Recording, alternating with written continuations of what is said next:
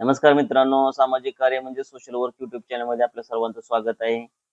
तर आपण नवीन असेल तर आपल्या चॅनलला सबस्क्राईब करा आणि बेल आयकॉनची घंटी प्रेस करा, जेणेकरून आपल्याला हवामान विभागासंदर्भात नवीन नवीन व्हिडिओ पाहायला मिळतील. तर चला व्हिडिओ सुरुवात करूया. तर मित्रांनो, गेले काही दिवस महाराष्ट्रातील काही तालुक्यांमध्ये आणि काही जिल्ह्यांमध्ये पावसाने धुमाकूळ घातलेला होता आणि जनजीवन विस्कळीत केलेलं होतं. त्यानुसार खूप प्रमाणात शेतकरी बांधवांचं अथानात नुकसान झालेलं असून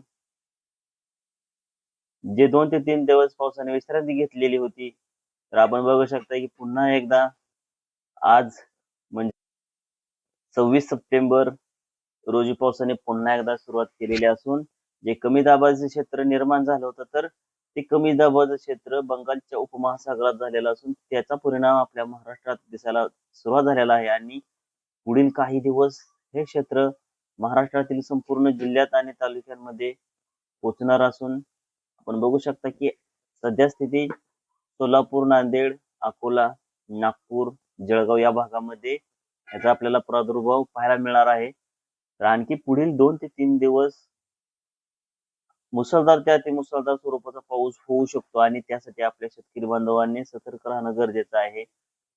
ज्या भागात पूर परिस्थिती निर्माण होऊ शकते अशा ठिकाणी आपल्या शेतकरी बांधवांनी जाणं टाळणं गरजेचं आहे.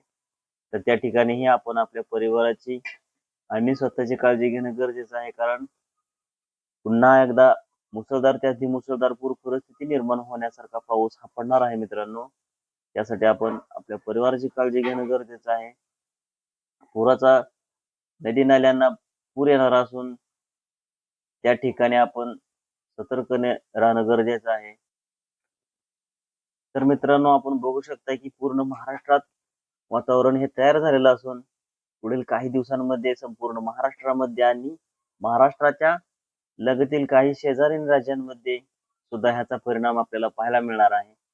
आणि आपण बघू शकता की सातारा, अकलूज, पुणे, अहमदनगर, औरंगाबाद, नाशिक, मालेगाव, जळगाव या भागामध्ये सुद्धा ढगांची दाटी झालेली असून पूर्णतः महाराष्ट्रात जे कमी दाबाचे क्षेत्र आहे ते पूर्ण सक्रिय झालेलं असून वाशिम, शेगाव, अमरावती या भागामध्ये सुद्धा आपण बघू शकता की नागपूर, चंद्रपूर या भागामध्ये सुद्धा याचा पुढील काही दिवसांमध्ये परिणाम होणार आहे. तर अकलूज, सोलापूर, लातूर आणि सांगली, सातारा, रत्नागिरी या भागामध्ये सर्वप्रथम कमी दाबाच्या क्षेत्राचा फटका बसणार असून तिथेही पूर परिस्थिती निर्माण होऊ शकते अशा स्वरूपाचा अंदाज हवामान विभागाने वरती दिलेला आहे.